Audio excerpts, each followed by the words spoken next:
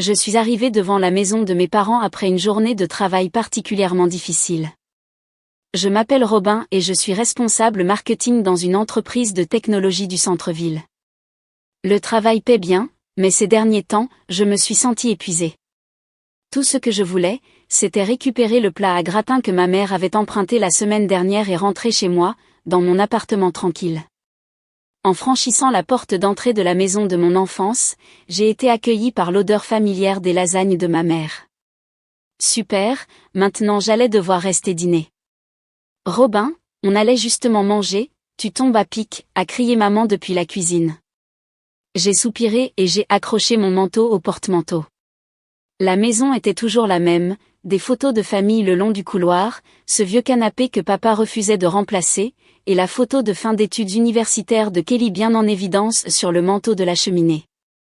Kelly est ma sœur cadette de 4 ans, elle travaille comme réceptionniste dans une clinique dentaire et vit toujours chez nos parents à 26 ans. Salut, sœurette. Kelly est entrée dans le couloir en sautillant. Maman a fait mon plat préféré. J'ai forcé un sourire. Je suis juste passée récupérer mon plat. Tu dois rester dîner, a dit papa en sortant de son bureau. Ta mère a cuisiné tout l'après-midi. Et c'est comme ça que je me suis retrouvée piégée. Le dîner a commencé de manière assez agréable.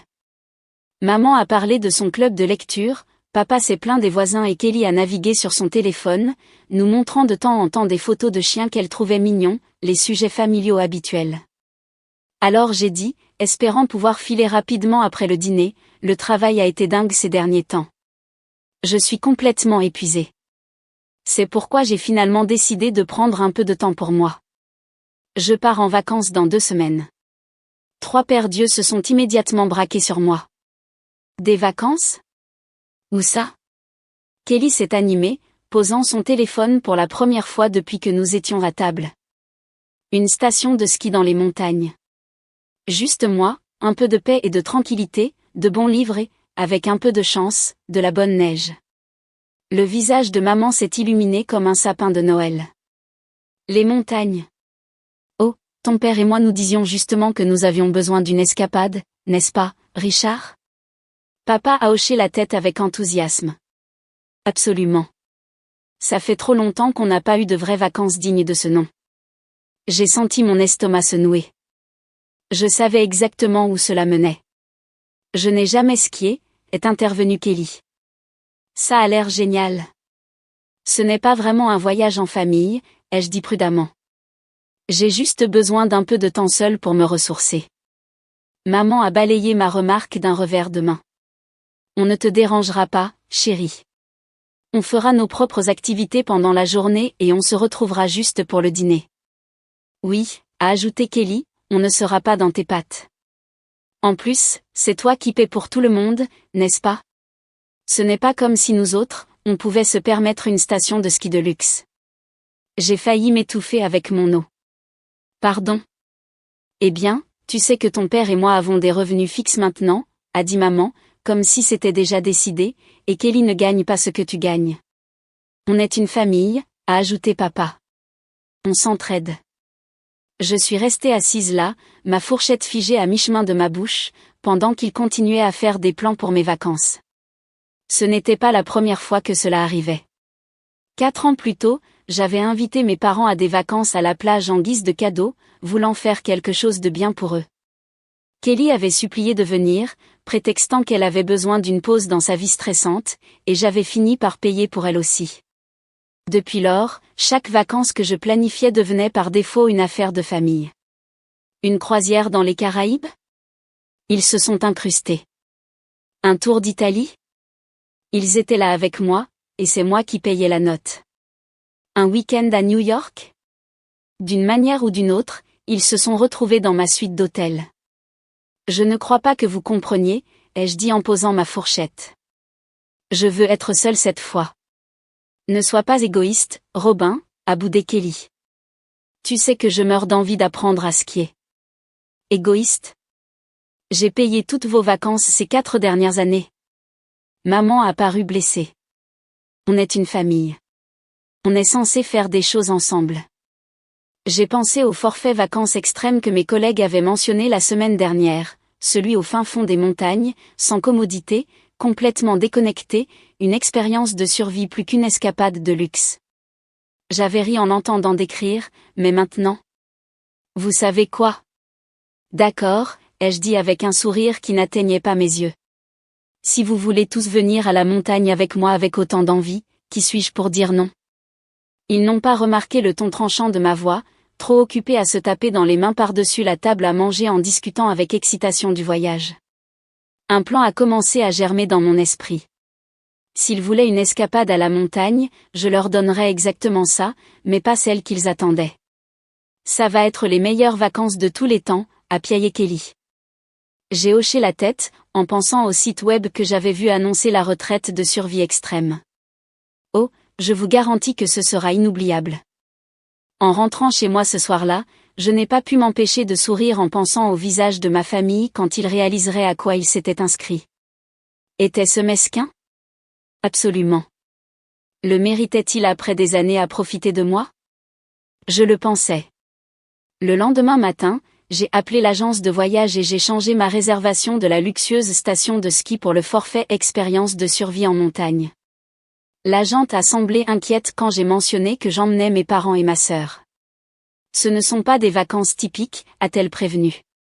Il n'y a pas d'électricité, pas d'eau courante, et vous serez assez loin de la civilisation. Êtes-vous sûr que votre famille est prête pour ça? Ils sont très aventureux, ai-je menti. Et ne vous inquiétez pas, je ne leur dirai pas que c'était votre idée. Elle a ri et a traité le changement. Bon, c'est magnifique là-bas, des vues sur la montagne, une rivière à proximité et une solitude absolue. Il n'y a pas de faune dangereuse dans la région, donc c'est parfaitement sûr, juste difficile. Ça a l'air parfait, ai-je dit, en imaginant Kelly essayant de prendre des selfies sans réseau mobile. Ne leur parlez pas du changement quand vous enverrez les emails de confirmation. Je veux que ce soit une surprise. Pendant les 2 semaines suivantes, je n'ai pas parlé à ma famille du changement de plan. Ils n'arrêtaient pas de m'envoyer des messages sur les cours de ski et les vêtements de ski de marque qu'ils devraient acheter. Je répondais juste par des messages vagues du type « ça a l'air bien », et je les laissais croire que nous allions toujours dans une station de luxe. Pendant ce temps, je me préparais correctement. J'ai acheté du répulsif à insectes, une trousse de premiers secours bien garnie, des allumettes imperméables, des couvertures supplémentaires et quelques livres de poche que j'avais hâte de lire. Enfant, j'étais scout et j'avais fait beaucoup de camping avec mon école. Ce genre de vacances était en fait mon truc, juste pas ce que ma famille attendait. La veille de notre départ, Kelly m'a appelé. Je suis tellement excitée. Je viens de me faire une manucure, ça m'a coûté une fortune, mais elle sera superbe sur toutes mes photos de ski. J'ai réprimé un rire. C'est super, Kelly. Maman veut savoir si l'hôtel a un spa. Elle prévoit de se faire un massage tous les jours. Dis-lui de ne s'inquiéter de rien, ai-je dit en emballant ma lampe torche ultra puissante. Tout est arrangé. En plus, papa se demandait s'ils acceptent l'American Express dans les restaurants là-bas. Il n'y aura pas de problème de paiement, ai-je dit sincèrement. Il n'y aurait pas de restaurant non plus. Ah, et j'aurai peut-être besoin de t'emprunter de l'argent pendant qu'on est là-bas, juste pour les souvenirs et ce genre de choses.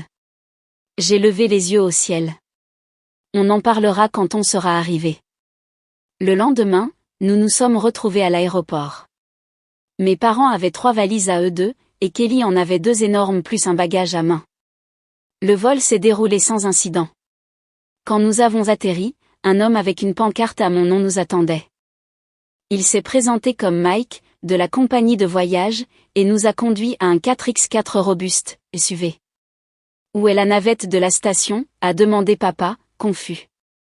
C'est votre transport privé, monsieur, a répondu Mike en me faisant un clin d'œil. Robin a demandé quelque chose de spécial. Alors que nous nous éloignons de la civilisation, ma famille a d'abord apprécié le paysage, montrant du doigt les montagnes et les forêts. Mais après 2 heures, leur enthousiasme est retombé. C'est encore loin, s'est plainte Kelly. Mon téléphone a perdu le réseau il y a 1 heure.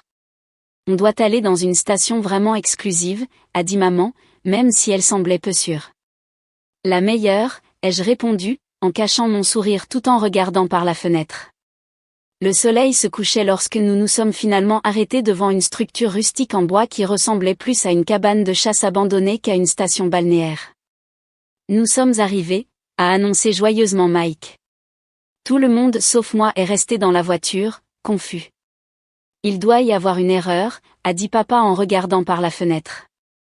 Ce n'est pas possible que ce soit la station. Mike a déchargé nos valises pendant que son collègue me tendait une radio de secours et 4 lampes de poche.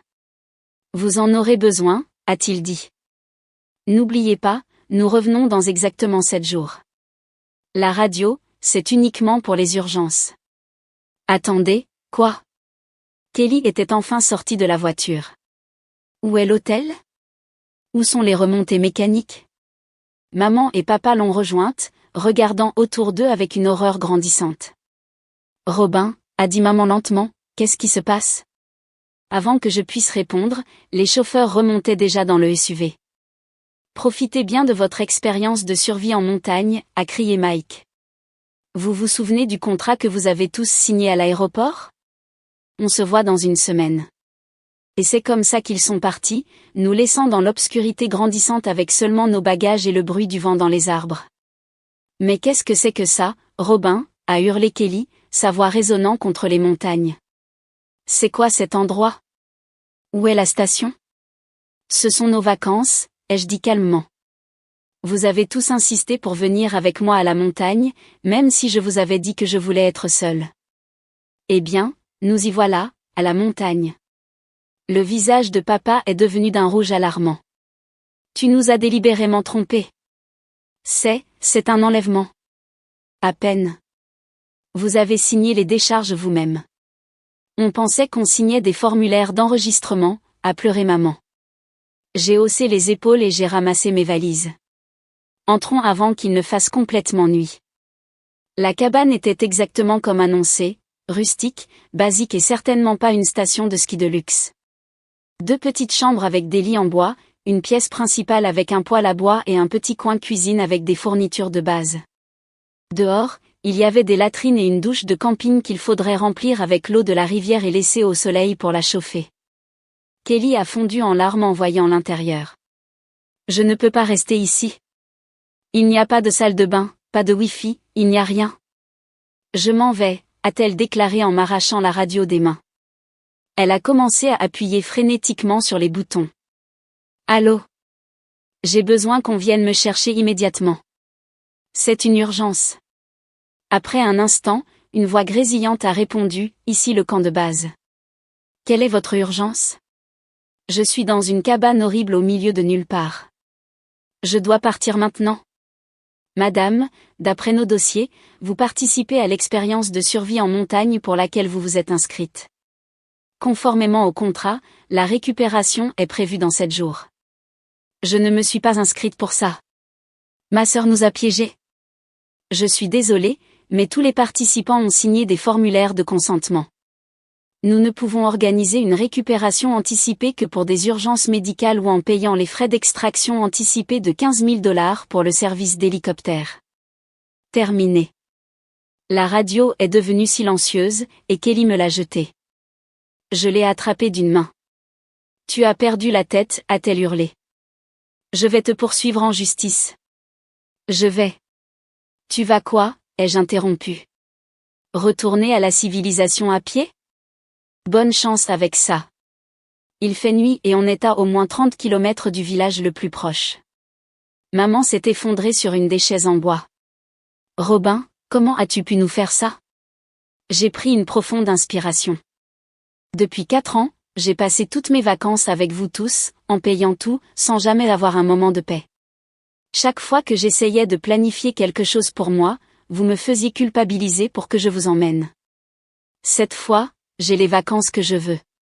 Si vous vouliez une station de ski de luxe, vous auriez dû la payer vous-même. Papa a semblé vouloir argumenter, mais au lieu de cela, il a commencé à déballer ses valises. Un silence résigné.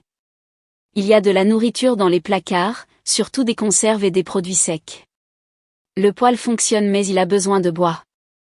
Il y a un ruisseau à environ 50 mètres sur le sentier pour l'eau, ai-je expliqué, prenant un plaisir étrange à la situation. Je prends la chambre de gauche. Kelly, je suppose que nous sommes colocataires pour la semaine. Kelly m'a lancé un regard de pure haine. Je ne te pardonnerai jamais pour ça. Notre première nuit dans la cabane a été tendue. Personne n'a parlé pendant notre dîner de haricots en conserve et de riz instantané. Papa a trouvé comment allumer le poêle à bois, ce qui a un peu atténué le froid de la montagne, mais le silence était assourdissant. Quand il a été l'heure de dormir, Kelly et moi nous sommes retirés dans notre chambre partagée. Les lits étaient essentiellement des plateformes en bois avec de fins matelas. J'ai sorti une de mes couvertures supplémentaires et je l'ai jetée à Kelly sans un mot. Je n'arrive pas à croire que tu aies fait ça, a-t-elle chuchoté dans le noir. Tu sais que je viens de faire cette manucure à 85 $. J'ai levé les yeux au ciel, même si elle ne pouvait pas me voir. Bonne nuit, Kelly. Cette nuit-là, je l'ai entendu pleurer dans son oreiller. Une partie de moi s'est sentie coupable. Étais-je trop dur? Mais ensuite, je me suis souvenu comment, pendant des années, elle m'avait manipulé pour que je paie ses vacances, agissant toujours comme si mon argent lui était dû. La culpabilité s'est estompée, remplacée par un sentiment de satisfaction. Le matin est arrivé avec un cœur d'oiseau et le son de Kelly qui criait. Il n'y a pas d'eau chaude. Comment suis-je censé me laver le visage avec de l'eau glacée? C'est inhumain. J'étais déjà debout, je m'étais lavé avec l'eau froide de la bassine et je préparais du café sur le poêle à bois. Bonjour, rayon de soleil, ai-je dit joyeusement. Bien dormi? Elle m'a fusillé du regard. Ce n'est pas drôle, Robin. Je vais ruiner mes ongles à transporter de l'eau et à faire toutes les cochonneries de survie que tu as prévues. Je n'ai rien prévu pour vous, ai-je dit en me servant une tasse de café. Vous vouliez venir en vacances avec moi. Ce sont mes vacances. N'hésitez pas à faire ce que vous voulez. Cela a donné le ton pour les premiers jours. Je me réveillais tôt, j'explorais les environs, je prenais des photos des paysages magnifiques et je me détendais avec un livre dans le hamac que j'avais trouvé dans une malle. Pendant ce temps, ma famille errait d'un air déprimé dans la cabane, ne me parlant à peine, ni même entre eux. Les crises de colère de Kelly étaient la bande sonore de nos journées. Mes ongles sont ruinés. Mes cheveux sont un désastre. Il y a des insectes partout. Je déteste cet endroit. Le 3e jour, je suis revenue d'une randonnée pour trouver papa au bord du ruisseau avec une canne à pêche improvisée. Ça a mordu, ai-je demandé, sincèrement curieuse. Il a hoché la tête, montrant 2 truites de taille décente. Je pêchais avec mon père quand j'étais enfant. Je n'aurais jamais pensé que ces compétences me resserviraient un jour. Ce soir-là, maman a fait une soupe de poisson, et pour la première fois, nous avons eu un repas qui ne sortait pas d'une conserve. Personne ne m'a remercié de les avoir amenés ici, mais l'atmosphère était légèrement moins hostile. Le 4e jour, quelque chose a changé. Je me suis réveillée pour trouver papa déjà dehors en train de couper du bois pour le poêle. Maman avait trouvé comment utiliser la cafetière de camping et avait préparé du café. Plus tard dans la matinée, maman et papa ont construit un feu de camp à l'extérieur de la cabane et se sont assis à parler tranquillement ensemble, chose que je ne les avais pas vus faire depuis des années. Normalement, ils étaient rivés à la télévision ou se plaignaient de quelque chose. Kelly, en revanche, avait atteint de nouveaux sommets de désespoir. La moitié de ses ongles étaient cassés, ses vêtements de marque étaient sales, et elle n'avait plus de shampoing sec. Elle passait la plupart de son temps allongée sur son lit, sanglotant de façon théâtrale de temps à autre. Robin, m'a-t-elle appelé alors que je partais pour une autre randonnée, s'il te plaît, appelle cet hélicoptère. Je te rembourserai les 15 000 $, je te le jure. Non, tu ne le feras pas, ai-je dit. Tu me dois encore 300 $ de Noël dernier. Maman. Papa, a-t-elle gémi. Dites à Robin de nous sortir d'ici. Papa a levé les yeux du feu qu'il entretenait. Ça coûterait 15 000 $, Kelly. On ne peut pas se le permettre. Mais cet endroit est horrible. Je souffre. Maman a soupiré. Ce n'est que 3 jours de plus. On s'en sortira. J'étais choquée. Mes parents étaient-ils en train de s'adapter à cet endroit? En marchant le long de la rivière cet après-midi-là, j'ai pensé au fait qu'ils avaient cessé de me demander quand nous pourrions partir.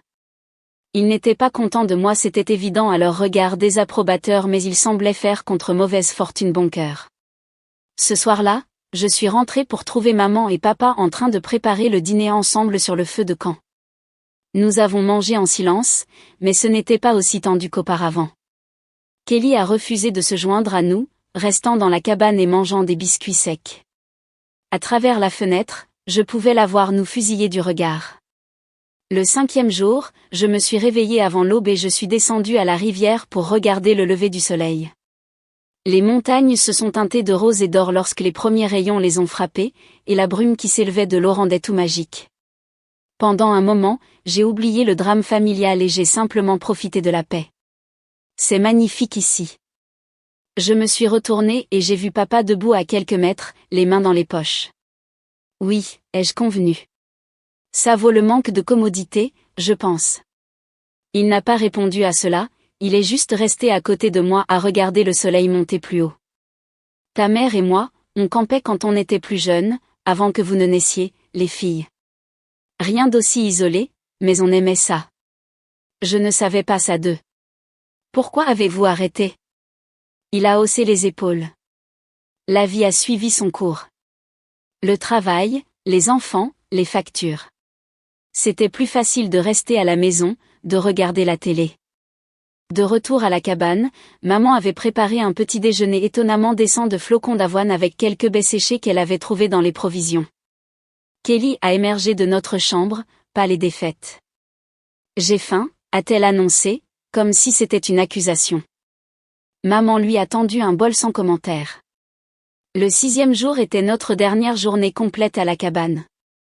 Je l'ai passé à prendre les dernières photos de mes endroits préférés, le méandre de la rivière où j'avais vu un aigle, la clairière de fleurs sauvages, la vue sur la vallée depuis le sommet d'une petite colline. Ces vacances ne s'étaient pas déroulées comme prévu pour personne, mais je les avais sincèrement appréciées. Ce soir-là, alors que nous étions assis autour du feu de camp, maman s'est raclé la gorge. Robin, ton père et moi voulons te parler d'eux. Elle a été interrompue par le grésillement de la radio. Camp de base à cabane de survie en montagne, à vous. Ceci est un rappel que la récupération est prévue pour demain à 10 heures. Veuillez être prêt avec toutes vos affaires. Terminé. J'ai pris la radio. Reçu, camp de base. Nous serons prêts. Terminé. Kelly, qui nous avait finalement rejoints au feu de camp, a poussé un cri de joie. Dieu merci. Civilisation, me voilà. Maman et papa ont échangé un regard que je n'ai pas su interpréter. La voiture est arrivée exactement à 10 heures le lendemain matin. Mike a semblé surpris en nous voyant, s'attendant probablement à plus de drames ou de désastres. Kelly a pratiquement couru vers la voiture, agrippant ses bagages de marque qui avaient maintenant des taches de saleté et une fermeture éclair cassée. C'était une torture, a-t-elle sifflé. Une torture absolue. Mes parents l'ont suivi en silence, échangeant des regards que je ne pouvais pas interpréter. Le trajet de retour à la civilisation fut gênant. Kelly s'est assise aussi loin de moi que possible, regardant par la fenêtre et ignorant mon existence. Mes parents étaient également silencieux, me lançant de temps en temps des regards désapprobateurs. J'ai passé le voyage à regarder les photos sur mon téléphone, souriant aux magnifiques paysages que j'avais capturés. Malgré le drame familial, j'avais vraiment apprécié. À l'aéroport, Kelly a immédiatement annoncé qu'elle prendrait un taxi séparé pour rentrer chez elle. Je ne te reparlerai plus jamais, a-t-elle dit, me pointant du doigt avec un ongle cassé. Tu es la pire sœur du monde. Maman a semblé partagée, nous regardant toutes les deux. Kelly, peut-être qu'on devrait. Non, a interrompu Kelly. J'ai fini. Tu peux y aller avec la terroriste des bois si tu veux. Papa a soupiré profondément. Nous allons avec Kelly, Robin.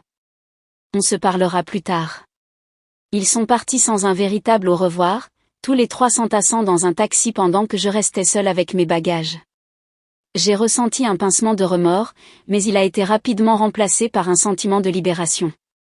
Pour la première fois depuis des années, je n'aurais pas à faire face à des demandes d'argent ou à leurs attentes. À la maison, j'ai défait mes valises, fait ma lessive et commandé à manger. Le lendemain, j'ai mis mes photos de vacances sur Instagram avec la légende « Les meilleures vacances en famille de tous les temps ». Hâte de recommencer. Je me suis assurée d'inclure quelques photos prises sur le vif, Kelly avec le visage rouge et couvert de larmes, mes parents l'air déconcertés près du feu de camp, et moi souriant largement sur chaque photo. Mesquin? Peut-être. Satisfaisant? Absolument. Les semaines ont passé et je n'ai eu aucune nouvelle d'eux. C'était la plus longue période que nous ayons passée sans nous parler. Normalement, Kelly envoyait des SMS au moins 2 fois par semaine, demandant de l'argent pour des urgences qui, mystérieusement, coûtaient toujours entre 2 cents et 3 cents. Le silence était rafraîchissant. Au travail, les choses s'amélioraient. Mon patron m'a appelé dans son bureau un après-midi avec une nouvelle inattendue. Robin, nous étendons la division de la côte ouest et nous avons besoin de quelqu'un pour diriger le marketing là-bas. Tu es notre premier choix si tu es prête à déménager. Un nouveau départ dans un nouvel état, à des milliers de kilomètres de ma famille envahissante. Cela semblait trop parfait. Quand est-ce que je commence, ai-je demandé, sans une seconde d'hésitation. 2 semaines plus tard, j'emballais mon appartement quand j'ai décidé qu'il était temps d'avertir mes parents. J'ai envoyé un simple SMS à ma mère, j'ai eu une promotion. Je déménage en Californie la semaine prochaine. 20 minutes plus tard, mon téléphone a sonné. Robin, la voix de maman semblait faible, il faut qu'on se parle avant que tu partes. Peux-tu venir demain? J'ai hésité, mais j'ai accepté. Le soir suivant, je suis allée chez eux, m'attendant à moitié à ce que Kelly soit là avec un discours préparé sur à quel point j'étais une personne horrible. À ma grande surprise, seuls mes parents étaient là, assis nerveusement à la table de la cuisine. Où est Kelly? Ai-je demandé en prenant place en face d'eux. On l'a invitée, mais elle a refusé de venir, a expliqué maman. Elle est toujours très en colère contre toi. Papa s'est raclé la gorge. Robin, on voulait s'excuser. C'était la dernière chose à laquelle je m'attendais. Ta mère et moi avons beaucoup parlé depuis le voyage. On s'est rendu compte qu'on a profité de ta générosité pendant des années, s'attendant à ce que tu finances nos vacances, sans jamais considérer ce que toi, tu voulais. Maman a hoché la tête, l'air embarrassé. Cette semaine dans les montagnes a été difficile, mais elle nous a fait voir à quel point nous étions devenus privilégiés. On ne t'a même pas remercié pour ces merveilleux voyages que tu as payés. On s'y attendait, tout simplement. Et maintenant, tu déménages. Papa a continué, on ne veut pas te perdre à cause de notre comportement. Je suis restée assise dans un silence stupéfait. Après tout ce temps, ils avaient enfin compris. Et Kelly, ai-je demandé. Maman a soupiré. Kelly est Kelly. Elle a toujours été plus égocentrique que toi. Elle finira par entendre raison, mais pour l'instant, elle reste convaincue qu'elle était la victime. Tu nous donneras ta nouvelle adresse, a demandé papa. On promet de ne pas débarquer à l'improviste ni de te demander quoi que ce soit. J'ai hoché la tête, sentant un poids s'enlever de mes épaules. J'aimerais bien. Le déménagement s'est bien passé. Mon nouvel appartement avait une vue sur l'océan Pacifique, et mon nouveau poste était assorti d'une augmentation substantielle. Une semaine après mon installation, j'ai fait un appel vidéo à mes parents pour leur montrer ma maison. Ils se sont exclamés et ont hoché la tête de manière appropriée, et maman a remarqué un endroit qui serait parfait pour une plante d'intérieur. Ça semblait normal, et même agréable. Des projets pour tes prochaines vacances, a demandé papa prudemment. J'ai souri. En fait, je pensais à un voyage à la plage à Hawaï dans quelques mois. J'ai remarqué l'étincelle de peur dans leurs yeux avant que maman ne dise rapidement, ça a l'air charmant, ma chérie. Quant à Kelly, je n'ai toujours pas eu de ses nouvelles 3 mois plus tard. Maman dit qu'elle sort avec quelqu'un de nouveau et qu'elle a l'air heureuse. Elle a aussi mentionné que Kelly avait essayé de leur demander de l'argent la semaine dernière, mais ils lui ont suggéré de prendre un 2e emploi. Parfois, je me demande si j'en ai trop fait avec la surprise de la cabane à la montagne. Puis je me souviens de l'attitude de Kelly, de son sentiment que tout lui était dû, de la façon dont mes parents ont permis son comportement pendant des années, et de la façon dont ils ont tous supposé qu'ils avaient droit à mon argent et à mon temps. Le voyage a peut-être été extrême, mais il a fait passer le message. Hier soir, j'ai réservé ce voyage à Hawaï rien que pour moi, 7 jours de soleil, d'océan et de solitude. Quand j'en ai parlé à mes parents lors de notre appel hebdomadaire, ils m'ont simplement souhaité de bien m'amuser et m'ont demandé d'envoyer des photos.